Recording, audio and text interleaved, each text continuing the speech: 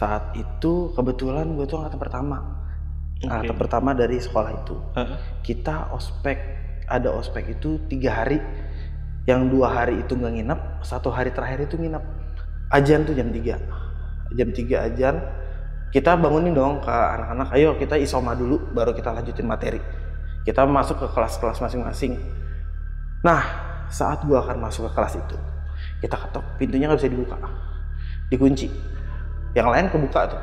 Akhirnya gua ke bawah, minta penjaga sekolah, kelas ini dikunci, tolong dong bukain. Akhirnya kita ke atas bareng-bareng. Pas sampai ke lantai 3, ternyata itu tuh udah kebuka. Gue dengan gondok nanya dong, kok tadi dikunci sih gue datang? Saat itu ada yang bilang, enggak kok kak, kita nggak ada yang kunci, emang dari tadi dibuka, kita emang malah nggak tidur malah. Saat itu kelas 3 gue. Kelas gue adalah kelas yang paling serem kemarin. Jam 3 sore, ada yang nangis. Satu kelas semua denger. Ini siapa sih yang bercanda kayak begini? Akhirnya Pak Guru kan malah. Akhirnya kita cek kelas sebelah, itu ada satu sosok putih, rambutnya hitam panjang. Kursi kampus kan ada tuh yang begini. Nah dia duduk begini. Kita semua ngelongoknya, kan pintunya dikunci. Kita mau buka pintu dikunci. Kita semua seganti-gantian ngeliat, anjir itu apaan? Pas dibuka ceklek begini, nggak ada. Suara nangisnya hilang.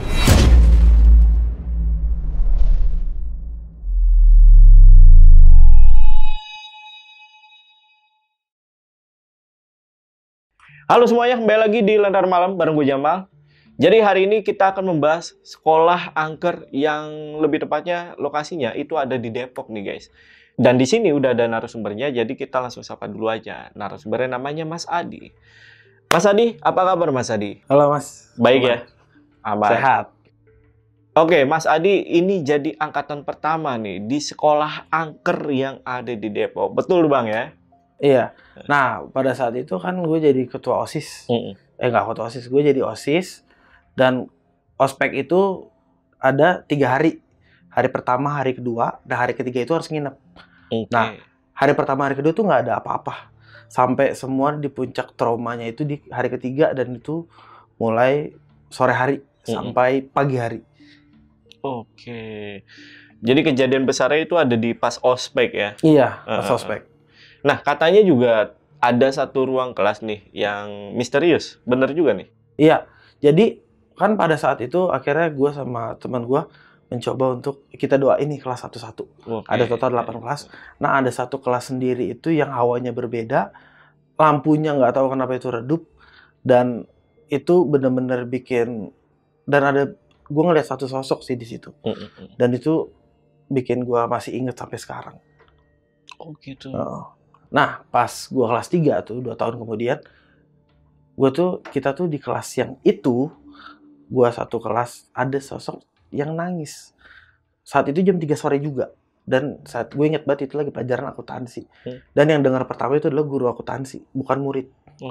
Kalau berpikir saat itu kan, gurunya pun ngomong, kok siapa nih yang iseng kayak gini? Kita pun menjawab, Kak, kan handphone di depan sama Bapak. Itu. Nah, pas kita cek ke samping, kita cek kan, akhirnya di samping kelas ada sosok baju putih, rambut panjang, asumsikan itu kuntilanak, cewek gitu kan. Dan di situ kita kaget, satu kelas lihat semua. Satu kelas lihat semua. Sampai penjaga sekolah kan yang bawa kunci, karena itu kunci itu kelas ditutup. Kita harus manggil ke bawah untuk buka kuncinya. Pas dia buka, hilang, nggak ada siapa-siapa. Oke, berarti dan tangisan pun berhenti, sorry. Oke, berarti satu kelas melihat ada sosok perempuan tuh ya di kelas sebelah. Kelas sebelah, oke. Ya udah, buat teman-teman yang penasaran, simak video sampai habis. Tapi sebelum itu seperti biasa, kalau pengen jadi narasumber di Lentar Malam, sama seperti Mas Adi, kalian bisa langsung aja DM ke Instagramnya Lentar Malam, ada di @lentarmalam.id atau hubungi nomor yang ada di samping gue ini. Oke guys, sekali lagi buat teman-teman yang penasaran sama cerita lengkap dari Mas Adi mengenai sekolah angker yang ada di Depok nih, tonton video sampai habis dan tanpa basa-basi lagi, saksi misteri kita mulai.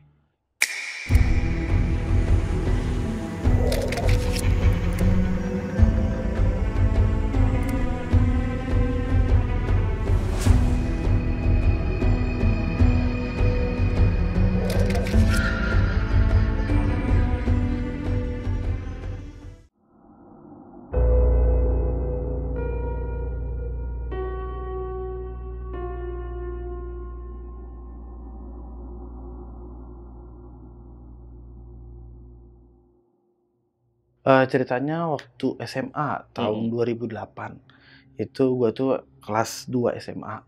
Saat itu kebetulan gue tuh angkatan pertama. Angkatan pertama dari sekolah itu.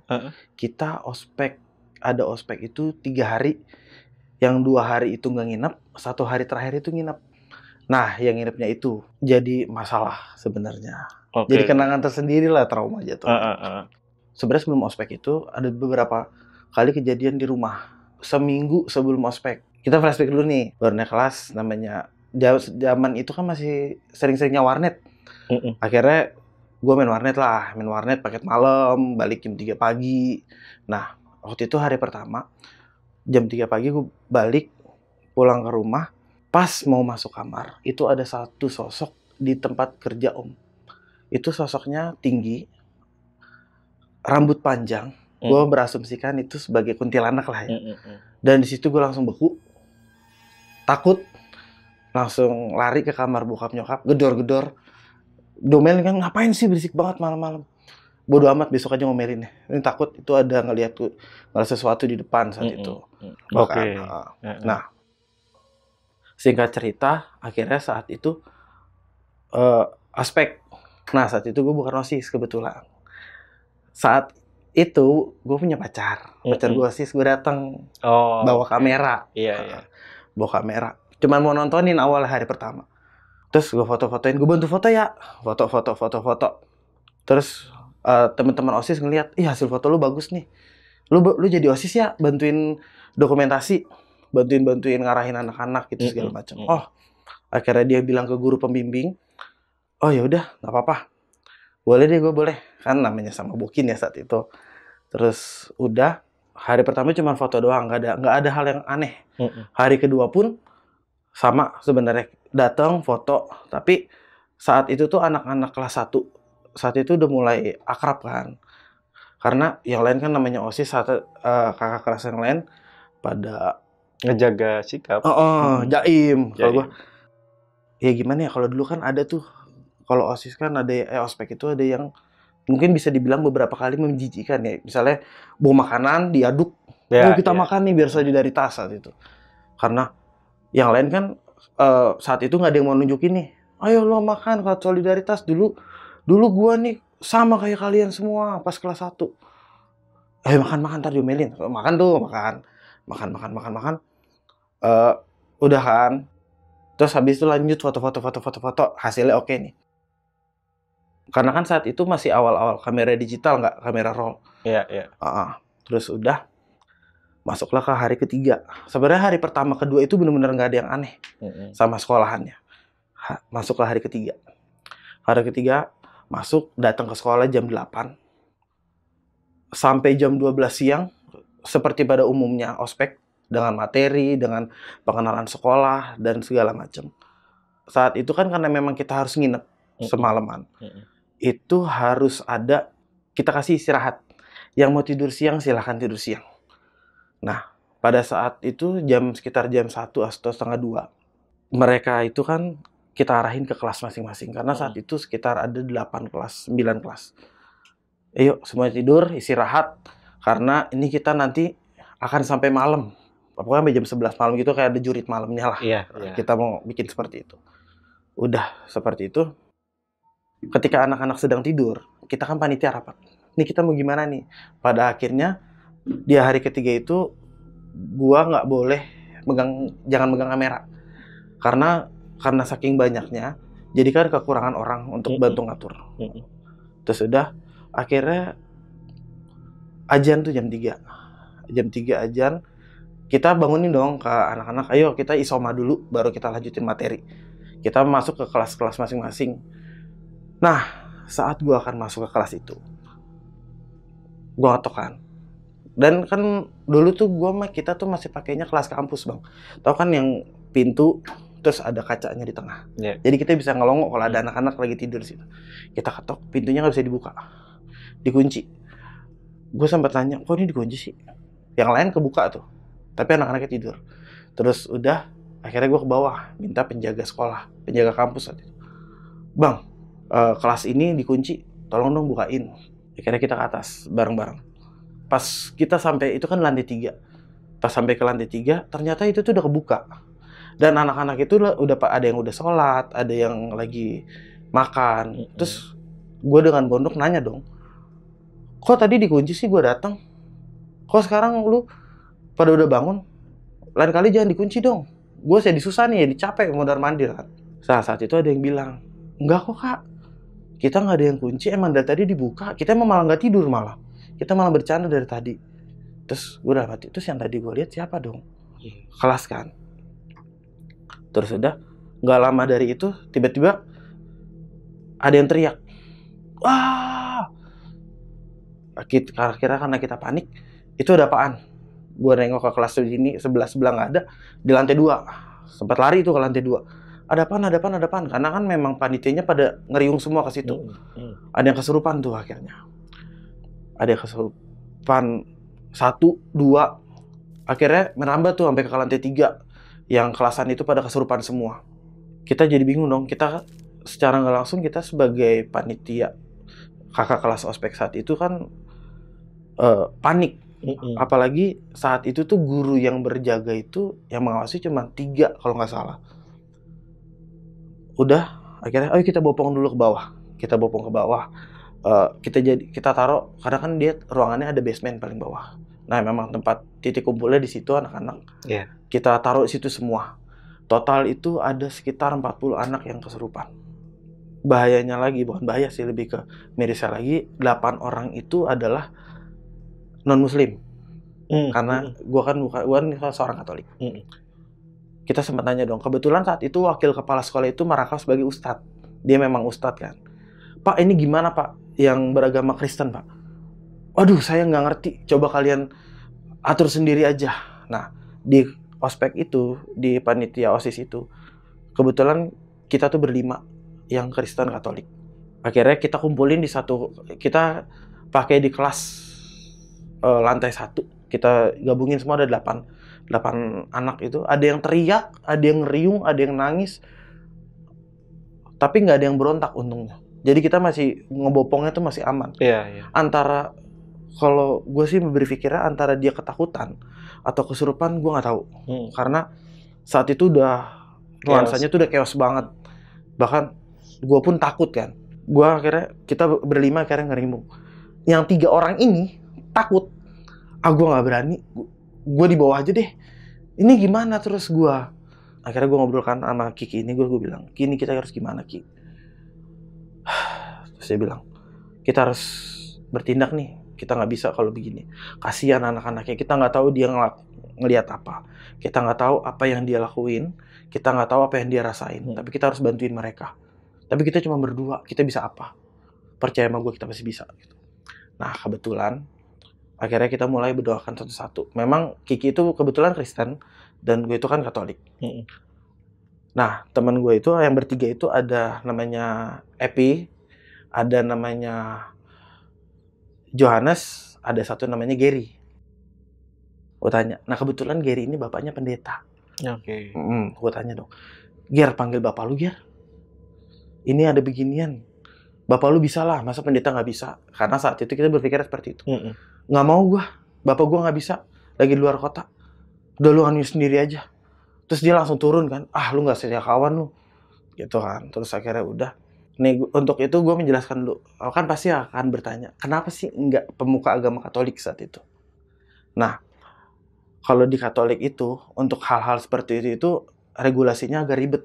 Jadi misalnya kan gue di Jakarta Selatan itu harus lapor dulu dari Romo parokinya, harus lapor dulu ke katedral, lapor ke Vatikan harus dilihat dulu kasusnya, ngirim utusan dulu ke Jakarta untuk melihat kasusnya ini benar apa enggak. Nah hari-hari itu mah ya. Berbulan-bulan. Iya. Itu sekedar informasi itu yang gue tahu sih. Makanya kan kalau misalnya orang nonton di film kan, itu pendeta gampang, sebenarnya nggak segampang itu. Karena regulasi di Katolik itu untuk hal-hal seperti itu lumayan rumit. Karena mereka masih berpikir ini jangan-jangan cuma kejang-kejang karena sakit. Atau mungkin kejang-kejang kan, kalau kesurupan ada yang kejang-kejang, ada yang teriak, takutnya epilepsi atau apa. Ternyata medis, bukan disebabkan oleh iblis. Nah itu. Tapi ada orang khususnya juga? Ada ya? Dan nggak semua romo itu boleh. Oh gitu. Itu kalau yang saya tahu, yang gue tahu itu ada pendidikan khusus, dan itu cuman boleh ada di Vatikan langsung pendidikannya. Oh gitu. Itu yang gue tahu. Wow. Akhirnya gue sama Kiki, gimana Ki? Yaudah ayo kita doain berdua. Nah kebetulan semenjak saat itu gue selalu bawa ada namanya rosario. Rosario itu adalah sesuatu alat untuk berdoa. Kalau di Muslim ada namanya tasbih. Nah rosario juga sama. Itu karena gue takut ya saat itu. Jujur aja, gue cerita ini pun sebenarnya masih agak trauma, makanya terbata-bata. Saat itu Ki, gue harus doa apa gitu. Kalau udah nggak apa-apa, lu terserah, lu berdoa yang lu bisa, doa yang lu tahu. Akhirnya kita berdoa bareng. Gue copot rosario, gue kalungin ke korban. Yang si Kiki berdoa, dia kepalanya diginiin lah. Dalam nama Tuhan Yesus, pergi kau iblis, pergi kau setan. Nah karena gue nggak tahu, gue nggak bisa berdoa seperti itu.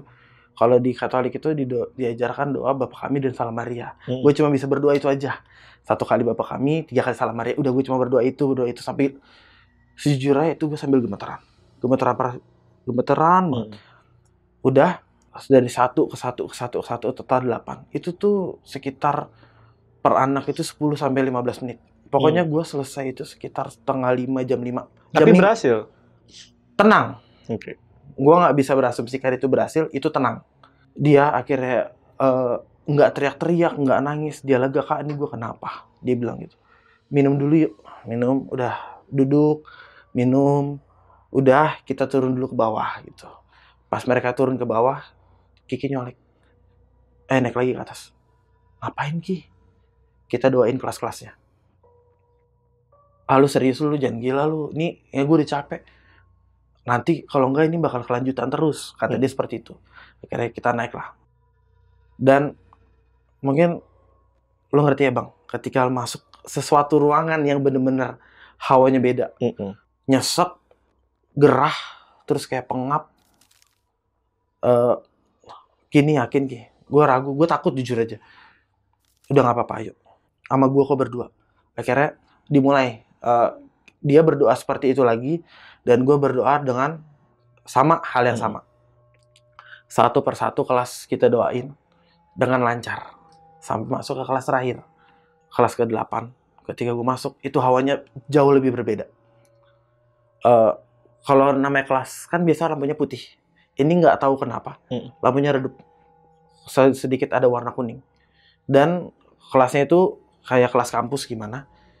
Dan cahayanya itu cuma di tengah. Jadi sudut-sudut kelas itu gelap. Ketika gue lagi berdoa, gue ngelihat satu sosok. Gue nggak bisa bilang itu apa ya, karena dia cuma berbentuk kayak bayangan asap, kayak bayangan gitu, tinggi, tapi menyerupai sebuah sosok orang. Matanya nggak kelihatan. Gue nggak ngelihat matanya, benar-benar cuma hitam. Tapi gue merasa diperhatikan dari sudut sini, dan dia cuma kayak ada suara kayak geraman orang marah gitu sih. Nah di situ tuh gue sambil, kan gue berdoa begini sambil akhirnya gue pegang punggung belakang gini kan si Kiki. Sebenarnya gue takut itu. Kalau kelihatannya kan kayak bantuin doa, benar-benar enggak, takut aja. Terus udah akhirnya selesai itu maghrib. Akhirnya azan. Ketika azan maghrib, kita ke bawah, kita rapat lagi panitia. Ini gimana? Apakah mau dilanjutkan? Materi masih banyak, tapi kayak keadaan udah chaos. Sedangkan kita bilang ke orang tua pada saat itu, ini nginap sampai besok. Besok siang baru dijemput. Sekitar jam 11 atau 10 atau 11 gitu. Akhirnya itu ada guru juga, akhirnya kita memutuskan untuk ya udah, anak-anak dibiarin tidur semua di sini. Jangan ada yang di kelas. Terlalu berbahaya. Ntar takutnya ada yang kesurupan lagi. Ada yang kena lagi. Oke, berarti di sebuah kayak ballroom gitu atau apa nih? Kayak, jadi dia tuh kampusnya ini basement. Parkiran motor, mobil. Ini ntar lantai 1 di kelas, lantai 2 kelas, lantai 3 kelas kayak gitu. Jadi semua di bawah. Oke, di bawah. Di tempat parkiran. Yang kebetulan dia kayak basement sih.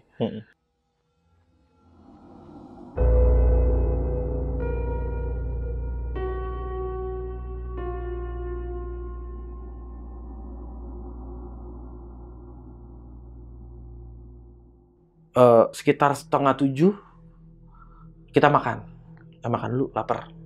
Akhirnya yang lain makan. Gua nanya dong ke yang gimana keadaannya. Kak, gue takut kak. Gue nggak tahu kenapa, tapi gue ngerasa gue ada yang ngeliatin dari tadi, dari sudut, dari belakang kayak ada yang ngeliatin gitu. Sampai gue tanya satu-satu, tiba-tiba ada satu adik kelas gue manggil, pegang tangan begini, kak, lu dari mana? Gue nanya dong, dari mana? Apanya, kan gue dari atas. Kak, jujur lu dari mana? Terus akhirnya kan saat itu emang kan gue punya pacar ya, dipanggil kan sama dia, kak sini deh, kak lu jangan pernah biarin Kak Adi sendiri malam ini. Kenapa emangnya? Please percaya sama gue, ini banyak yang ngikutin lu kak. Akhirnya gue tanya dong secara detail, emang apa yang lu lihat? Lu jujur, lu habis berbuat apa di hari ini? Dia bilang gitu kan. Gue gak berbuat apa-apa kan, gue ceritain kan lu ngeliat tadi gimana. Terus akhirnya gue doain kelas. Ada satu sosok yang marah sama lu. Katanya kalau dari apa yang dia bilang, lu tuh naik tangga itu secara nggak sengaja nyenggol dia sampai bayinya jatuh. Saat itu gue kan balik lagi, masa sih, yang bener lu, dan percaya nggak percaya kalau kayak gitu ya. Tapi bener kak, lu jangan sendiri please. Lu mau kemanapun please jangan pernah sendirian dulu, ini bahaya. Karena yang ngikutin lu itu nggak cuma satu, yang gue lihat ada 5. Saat itu dia bilang 5. Oh ya udah lu makan deh, mungkin lu capek. Karena gue berpikir dia halu, capek. Akhirnya makan selesai, jam 7 azan, 7:30 kesurupan lagi. Semuanya yang tadi kesurupan, semuanya kena lagi. Yang Kristen semuanya, yang tadi ada yang nangis, teriak, ini semuanya enggak. Tapi semuanya itu dia teriak dan ketawa, nggak ada yang nangis. Gue sama Kiki, ini apaan lagi Ki? Ayo kita lanjutin lagi apa yang tadi kita lakuin. Akhirnya karena itu semua jadi satu, jadi kita nggak tahu yang mana kesurupan, yang mana nggak kesurupan. Kenapa? Yang histeris banyak, yang nangis pun banyak karena ketakutan. Pak, aku pengen pulang, aku takut ada di sini, gitu kan. Akhirnya tim kebagi 3. Kebetulan di sekitar sekolah itu ada Pak Ustadz juga, dipanggil lah Pak Ustadz lagi untuk bantuin untuk mendoakan yang kesurupan lagi. Ada yang bantuin nanganin anak-anak, ada yang bantuin nanganin anak yang histeris dan trauma takut. Nah, gue berdua balik lagi bantuin yang 8 orang ini. Nah, pada saat itu gue berdoa sama aja sih, sama kayak di atas. Kiki tetap berdoa. Nah, di sela-sela berdoa itu biasanya gue kalau yang tadi kan berdoa biasa aja. Ini enggak, tapi bener-bener ada kayak sosok, gue nggak bilang sosok sih, kayak ada seseorang yang memperhatikan, dan gue nggak tahu itu siapa. Dari samping, dari belakang. Pada akhirnya kita sekitar jam 8 akhirnya semua gelombang semua udah reda. Udah, kalian istirahat ya, kita berdoa. Yuk kita berdoa bareng-bareng. Akhirnya yang Kristen dikumpulin, yang Muslim dikumpulin, mereka berdoa. Kita berdoa masing-masing. Kita berdoa lumayan ada 1 jam. Akhirnya saat itu sudah jam 9 malam. Karena materi udah nggak bisa jalan, jurit malamnya notabene udah nggak mungkin ada. Akhirnya kita, ya udah kalian tidur aja, istirahat. Nah kebetulan di sekolah gue dulu itu kan, saat itu gue tuh pakai kelas kampus. Nah ini tuh lagi dibangun gedung baru untuk SMA. Kita nanya dong, Pak, nggak mungkin anak-anak semua di sini karena nggak cukup ruangannya. Kasihan juga angin. Gimana kalau di ruang kelas Pak? Tapi ruang kelas baru, jangan ruang kelas lama. Terus akhirnya bukan Pak Ustadz sih, saat itu adalah wakil kepala sekolah, dia berpikir, aman nggak? Menurut saya sih aman Pak, tapi jangan ditempatin, jangan sedikit, langsung aja 50 orang masuk situ. Karena ada sekitar 150 orang lah, kurang lebih. Kita doain juga dulu masing-masing kan. Gue sama Kiki yang berinisiatif sih. Gue cuma ngikutin apa dia suruh, ayo kita doain dulu Jadi yang lain tuh masih isoma, ada yang mandi, ada yang makan. kita doain nih ruangannya. Puji Tuhannya itu semua berjalan dengan lancar tanpa ada gangguan. Ya kalau cuman kayak pintu ceklek itu udah biasa, ketok itu udah biasa lah ya. Saat itu udah biasa karena yang ekstrim kan udah. Terus udah ketika masuklah tidur. Nah tapi anehnya adalah gue saat itu nggak bisa tidur karena memang adik kelas gue yang tadi itu dia cuman mau ada di bareng kelas sama gue. Dia mau memastikan gue tuh nggak boleh sendiri. Bahkan saat itu gue sama pacar gue saat itu pun kita beda kelas ya, karena kan padahal adik kelas gue ini cewek. Dia mau, kak nggak mau, gue mau sama lu bahaya soalnya ini. Gue nggak tahu ini pada marah banget sama lu kenapa. Akhirnya jam 1 nggak ada gangguan. Gue mau tidur nggak bisa, bang. Jadi gini, ketika gue mau tidur kan gue duduknya di nyender begini, kaki selonjoran. Ketika gue mau tidur, pasti ada, gue merasa kayak ada orang yang sekeliling gue tuh ngeliatin begini. Ngeliatin ada yang duduk, ada yang jongkok, ada yang begini. Sampai akhirnya gue kebangun. Itu selalu, pada akhirnya ketika gue mau ketiduran, pasti selalu kebangun. Karena kayak ada yang bangunin dan mereka tuh kayak menunggu untuk masuk gitu. Paling puncak adalah di jam 3 pagi. Gue selalu gangguan itu jam 3 pagi. Okay. Nah, terus udah ketika kan gue duduk di pojok begini. Ini kan jendela, ini pintu. Yang notabene saat itu nggak ada tirai, nggak ada korden. Ada sosok yang lewat. Tinggi gede. Ini kayak bayangan. Tapi kayak kepalanya itu gimana ya, kayak begini-begini. Tapi benar-benar dia kayak jalan begini. Oh, ke atas dia?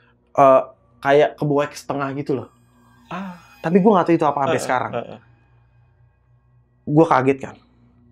Anak-anak udah pada tidur. Gue doang yang melek. Ini apaan lagi? Akhirnya sampai pintu. Kan jalan-jalan sampai pintu gak ada. Jadi dia gak pernah ngelewatin pintu kelas.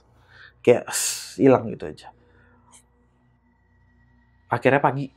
Gue benar-benar nggak bisa tidur semalaman itu. Akhirnya pagi, kan saat itu langsung tuh diteleponin orang tua suruh jemput lebih awal karena ada peristiwa ini. Anak-anak sekolah semua disuruh jemput. Karena pada saat itu nggak semua anak tuh dikasih bawa handphone. Karena kita ngancem. Ada yang bawa handphone, gue sita handphonenya. Sampai masuk sekolah. Nah, notabene itu bisa seminggu lagi masuk sekolah. Akhirnya pada datang, akhirnya kita diskusi singkat sama pihak sekolah. Guru-guru, Pak, ini gimana? Kita kasih aja ya. Kita pulangin aja. Ini udah nggak kondusif, ini kita udah nggak bisa lanjutin ospek. Nah, ketika udah itu, akhirnya diputuskan, udah bisa pulang semua, termasuk panitia. Akhirnya, tapi adik kelas gue itu terbalik lagi datang ke gue. Ngerangkul pacar gue saat itu. Kak, lu temenin Kak Adi pulang. Kenapa emangnya? Kalau lu nggak temenin Kak Adi pulang, dia bisa kenapa-napa di jalan.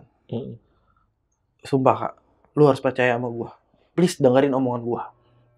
Akhirnya karena gue takut juga kan, ya udahlah, lu pulang, ntar gue pulang bareng dia.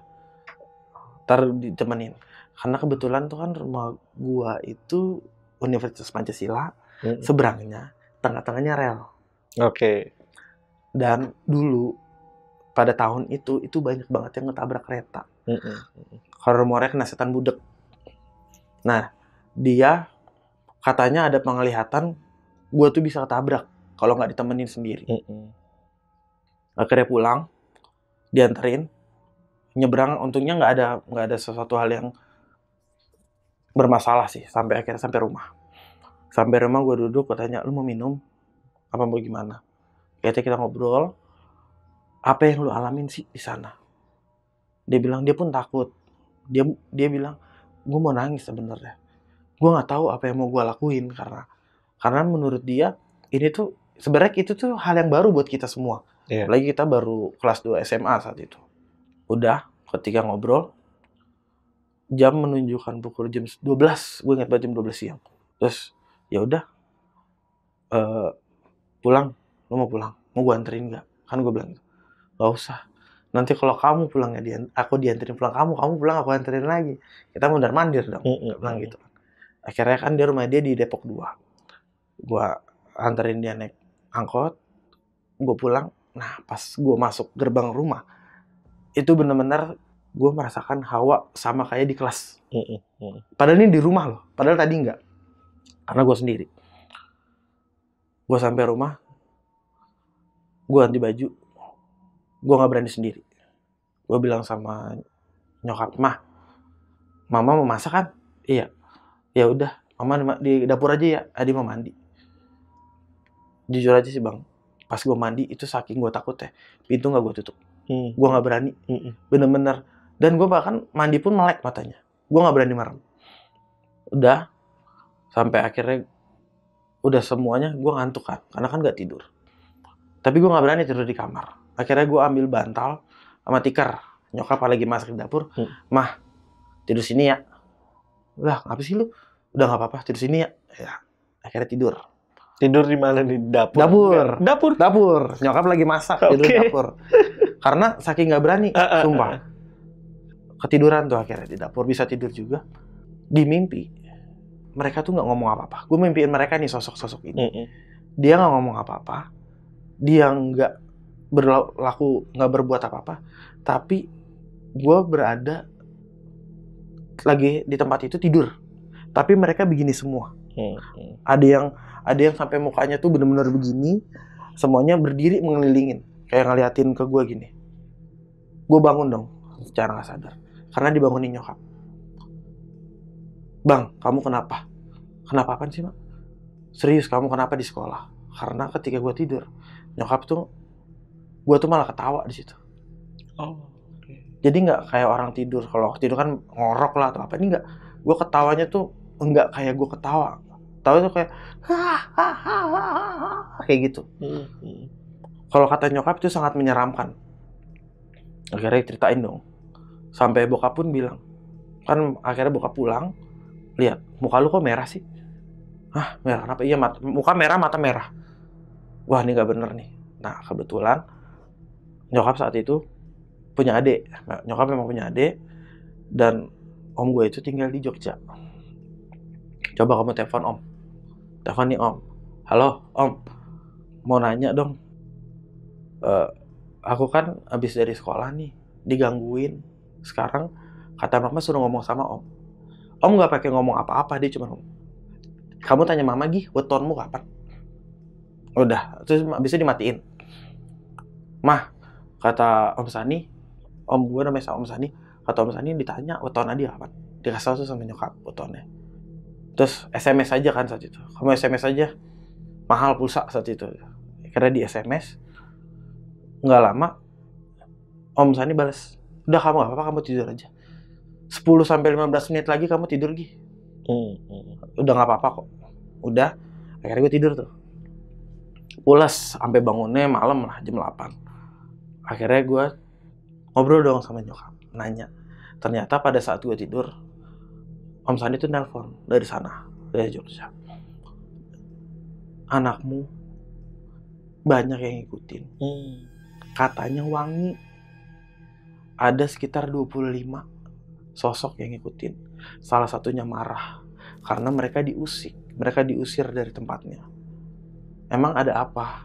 Di sekolahnya kenapa sih? Gitu. Akhirnya kan sebelum tidur akhirnya cerita sama mama kan. Mama cerita sama om, oh ya udah nggak apa-apa. Aku udah bantu dari sini. Bilang aja, jangan pernah ninggalin doa deh, karena takutnya kemasukan. Udah. Akhirnya bangun. Besokannya, biasa dong kalau pacar kan SMS-an. Ternyata gue nanya, gimana kamu keadaannya? Ternyata dia juga diikutin. Dia diikutin sama katanya sih 2 sosok. Nah saat itu pas malamnya dia sempat nggak berani untuk keluar kamar karena di depan kamar itu ada 2 orang, 2 sosok. Akhirnya dipanggil Pak Ustadz. Nah emang kebetulan gue beda agama saat itu pacaran. Nah saat itu dia cerita dia dibantuin diruqyah lah kalau saat itu sama Pak Ustadz. Tapi abis itu udah dia nggak apa-apa. Pas masuk sekolah, gue tanya, Ki, lu gimana? Dia nih sebenarnya ada yang ngikutin. Si Kiki? Kiki, dia ada ngikutin. Tapi dia nggak tahu berapa. Tapi dia tahu ada yang aneh sama rumah dia. Ada yang aneh sama keseharian dia. Dia cuman pakai berdoa aja akhirnya kan. Dia cuman, akhirnya gue bawa doa aja. Sama gue ke gereja. Serius lu? Anjir jago. Saat itu gue cuma gue ledekin itu kan. Akhirnya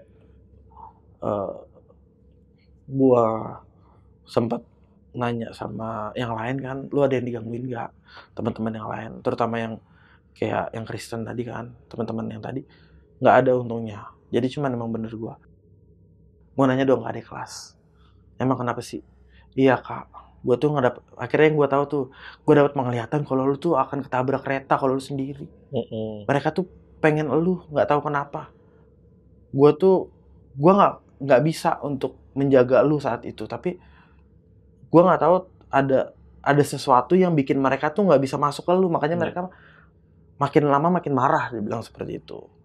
Dan akhirnya ya sudah, ceritanya untuk kesurupan selesai. Tapi pada tahun 2010 gue inget banget, kebetulan di kelas saat itu kelas 3 gue. Kelas gue adalah kelas yang paling serem kemarin. Kelas yang paling serem kemarin. Gue inget banget pas pelajaran akuntansi jam 3 sore ada yang nangis. Satu kelas semua dengar. Saat itu kan YouTube nggak trending ya. Jadi kita mau pakai bohong-bohongan juga susah. Ini siapa sih yang bercanda kayak begini? Akhirnya Pak Guru kan malah. Nggak ada Pak, kan handphone di depan semua. Bapak taruh. Ternyata kan benar. Akhirnya kita cek kelas sebelah. Itu ada satu sosok putih, rambutnya hitam panjang, duduk di meja kampus. Kursi kampus kan ada tuh yang begini. Nah dia duduk begini, sambil badannya begini-begini.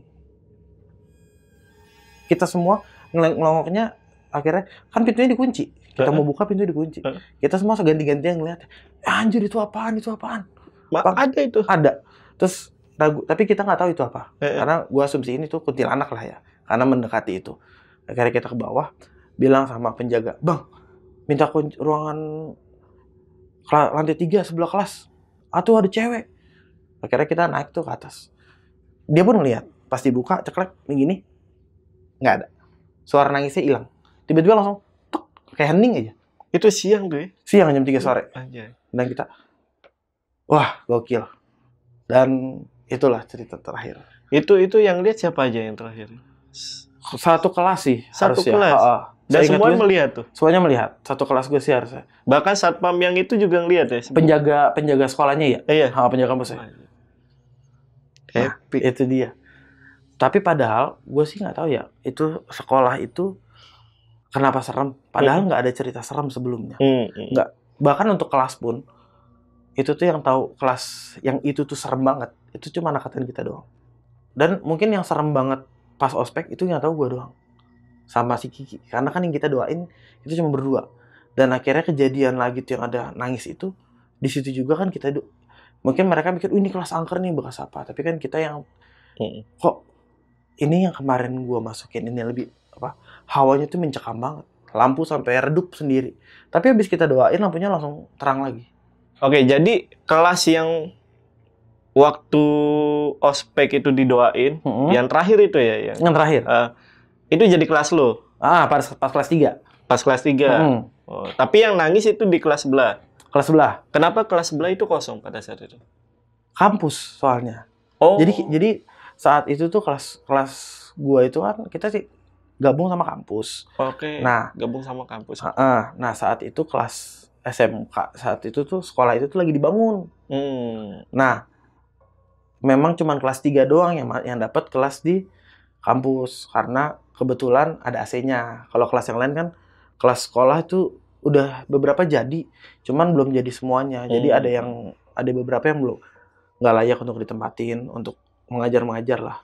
Tapi untuk yang kelas 1, kelas 2 udah di kelas baru, udah di sekolah yang baru. Cuma kita doang yang masih di kelas kampus. Oke, berarti cerita soal teman-teman kelas ketika melihat sosok kuntilanak di kelas itu ya, itu rame itu?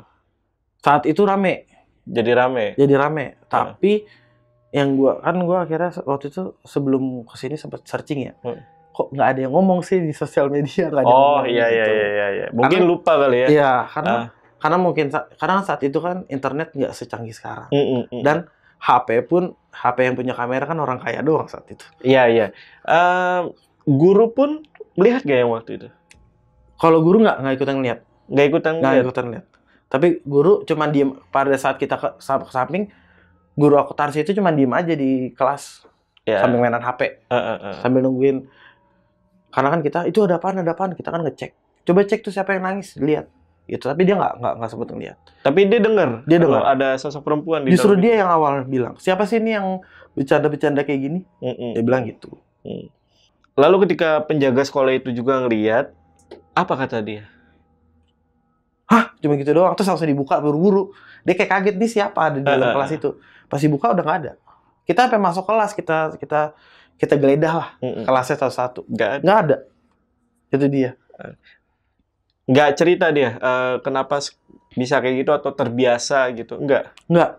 Bahkan dia aja kaget kok ada. Iya. Jadi memang dari awal tuh nggak ada kok, ini bisa ada gitu. Kalau usut punya usut ya, ini yang gue tahu. Ternyata belakang sekolah itu, kampus itu ada kuburan. Nah, pada saat pembangunan, kayaknya kena erupsi dari pembangunan itu jadi sedikit longsor. Oke. Jadi makanya gue sih berasumsikan karena itu, jadi akhirnya setannya kemana-mana nih. Penunggunya jadi kayak marah kan. Tapi memang pada saat gue kelas 1, sekolah baru tuh belum ada. Gue tuh di kampus. Lu di kampus? Pas mau masuk kelas 2, itu baru ada. Baru mulai dibikin kelas baru. Ya, sebagian tuh ya udah jadi ya. Sampai kelas 3 masih belum jadi juga, ada yang di kelas 3 di kampus ya. Karena kebetulan pas gua angkatan gua itu kita cuma 2 kelas. Oke. Jadi karena kelas cuma dikit dulu di situ aja dulu kampus aja. Tapi sekarang udah jadi itu sekolah. Udah. Dan kabarnya ada maksudnya kejadian. Nah, itu dia, nggak ada. Cuman bener-bener pas gua doang saat angkatan itu. Lu doang. Gua bahkan sempet nanya ke alumninya, ada kejadian horor nggak? Nggak ada bang, aman semuanya. Serius loh? Iya serius. Baru gue ceritain, dulu gue pas ospek, dulu kakak kelas lu kayak begini. Terus sudah kayak gitu doang. Oke. Lalu Mas Adi, pada saat ospek selesai, itu orang tua pada komplain nggak? Ada peristiwa kayak gitu? Nah saat itu gue nggak tahu sih. Tapi nggak ada yang komplain ke OSIS tuh nggak ada. Oke. Karena gue nggak tahu mereka cerita apa enggak. Tapi memang kita pun nggak ada instruksi untuk kita jangan cita-cita ya keluar. Tapi kita tuh cuman kayak berpikir kalian nggak apa-apa ya. Kalian pulang ya. Jangan lupa sampai rumah berdoa. Jangan putus doanya biar ininya nggak ngikut setannya. Jadi kayak instruksinya kayak gitu. Tapi kalau mau cerita terserah. Karena kan kita namanya saat itu takut mau cerita ke orang tua, kita nggak bisa menahan kan. Iya.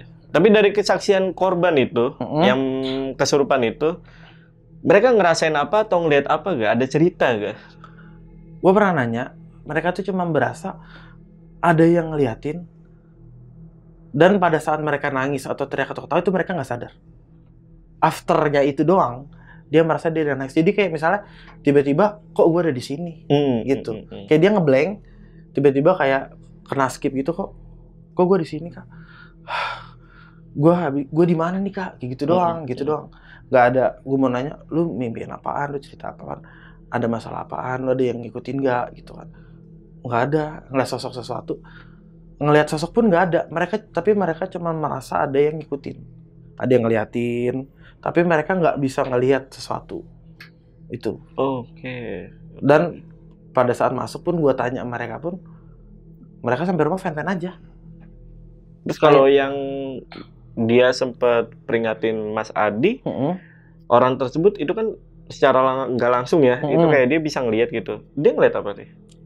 Dia ikut kesurupan nggak tuh korban? Enggak. Itu dia nggak kesurupan? Enggak. Kayaknya mungkin dia punya cara kali ya untuk membentengi dirinya. Tapi dia ngelihat, gue tuh kayak ada yang pegang begini badan, ada yang beginiin badannya, giniin ke leher sih kayak begini. Terus ada yang lagi gendong bayi kata dia. Yang paling gue inget yang lagi begini tangan, tapi dia ngelihat ya. Gue sih nggak tahu. Dia lihat lagi begini doang, terus sama yang lagi gendong bayi, habis udah. Tapi dia cerita juga gak ke, maksudnya ke yang korban itu, hantu-hantunya diapain gitu? Pada ngapain gitu ke korban itu? Enggak, karena dia benar-benar kata, dia saat itu fokusnya ke gue doang katanya. Oh, ke lu doang? Karena menurut dia gue yang paling bahaya. Nggak tahu kenapa. Sampai udah masuk pun gue tanya, emang kenapa sih gue bahaya, kenapa? Gue nggak bisa cerita, Kak. Itu cewek apa cowok dia? Cewek. Tapi waktu Mas Adi dokumentasi itu ada yang aneh gak? Nah, itu dia. Fotonya semua nggak ada. Hah? Di data. Gue nggak tahu kenapa. Kan kalau saat gue kan kamera digital masih pakai memori yang gede tuh. Gue foto-foto kan gue tahan dulu. Nanti aja dipindahinnya. Iya. Pas sudah selesai. Iya. Pas dicek nggak ada. Gue sih ngecek di rumah dulu kan. Nggak ada fotonya, mereka nggak percaya. Gue bawa akhirnya nih, udah cek sendiri nih memorinya nih kameranya. Kosong aja gitu? Kosong. No. Ada fotonya, tapi nggak bisa dibuka, korup. Okay. Tapi yang kan biasanya gue kalau itu kan foldernya D1, D2, D3. Ini yang cuma ada D1 doang. Dan itu korup. D2 ada foldernya, tapi kosong isinya. Udah gitu doang. Apakah memorinya rusak gitu? After lu pernah coba lagi itu berfungsi dengan baik gitu atau gimana? Saat memorinya. Nah itu dia. Gua sih saat itu gue coba nggak bisa. Pada saat itu kan sehari sehabis kejadian, akhirnya gue coba dong foto-fotonya karena kan untuk pertanggungjawaban ke mereka kan. Ternyata kok nggak bisa. Nah pas masuk, gue cek lagi nih. Lo pegang deh nih memorinya sama kameranya. Ada 1 bulan nih mereka pegang dan mereka mau recover nggak bisa. Dari tim kan di sekolah ada tim itunya, guru IT-nya itu nggak ada. Gitu. Nggak bisa diapa-apain katanya. Tapi kameranya nggak rusak, memorinya nggak rusak. Di save data masih ada. Dibuat foto, ada fotonya, tapi yang itu nggak ada. Oke. Tapi menurut Mas Adi nih ya, dari kejadian yang pada saat ospek itu, kenapa bisa ada kejadian yang sebesar itu ya? Kalau feeling gue sih, mungkin gini ya, karena kan di belakang sekolah itu gue lihat dari atas, dari jauh, dari atas kan sekolah kampus kan 4 lantai gitu. Nah di atas itu kan gue sempat manjat, gue sempat lihat, cek. Ternyata memang di belakang situ tuh ada kuburan dan ada beberapa kuburannya longsor. Longsor kan? Tapi dari anak-anak nih, dari teman-teman yang pada saat itu di sekolah, itu ngelakuin apa gitu sehingga kayak jadi triggernya atau pemicunya gitu. Saat itu masalahnya, problemnya gue sampai sekarang nggak tahu. Nggak tahu ya. Mereka sih akhirnya kan yang nanya itu kan akhirnya guru. Kalian tuh ngelakuin apa begini? Pasti itu. Nggak apa. Bapak kan tahu semenjak pas habis kita suruh mereka istirahat, kita kan langsung ngumpul Pak. Kita mau ngapain? Jadi dan guru pun iya bener juga. Kalian mau ngapain? Dan ketika akhirnya untuk bangunin mereka kan kita bareng-bareng naik ya ke kelas masing-masing. Dan cuman kelas 2 doang yang dikunci saat itu. Oke. Kemudian ini mungkin terakhir ya Mas ya. Setelah ospek di tahun itu, di tahun depannya ada kejadian lagi gak pada saat ospek juga? Nah itu dia kan gue sempet datang juga dong. Bahkan sampai tahun selanjutnya, sampai 3 tahun berturut-turut tuh gue sempet tanya ada kejadian nggak? Gak ada Kak, semua aman. Bahkan gue sampai nanya adik kelas gue saat itu, ada yang kesurupan lagi nggak? Kejadian kayak zaman lu? Nggak ada Bang, aman semuanya. Kok bisa ya? Gue pun sampai nanya gitu. Gue nggak tahu dah. Tapi memang kebetulan nih aman karena ketika ospek dari adik kelas gue itu, mereka tuh ospeknya di gedung baru, nggak di gedung kampus. Oke. Gitu. Seterusnya itu. Seterusnya. Oke. Dan pada intinya sekolah itu hingga sekarang udah aman ya? Aman semua ya? Aman. Nggak pernah dengar sih ada lagi. Oke. Mas Adi, terima kasih udah datang ke Lentera Malam ya. Untuk video kali ini gue rasa cukup. Gue Jamal dari Lentera Malam dan Mas Adi izin pamit. Bye.